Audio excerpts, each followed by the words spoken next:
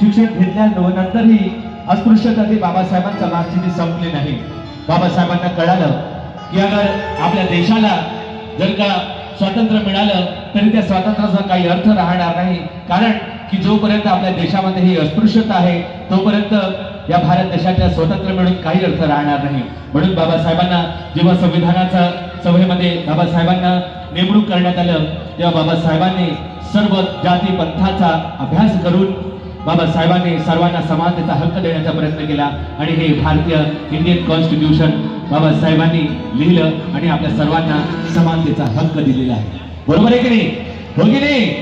क्योंकि कहते हैं की जे लोकांना मान्य नव्हते ते लोकमान्य झाले, की जे लोकांना मान्य नव्हते ते लोकमान्य झाले, ज्यांनी दलिताचा आत्मा दुखवला ते महात्मा परमपूज्य डॉक्टर बाबासाहेब आंबेडकरांचा क्या बात है। आणि बाबासाहेबांचा विचाराचा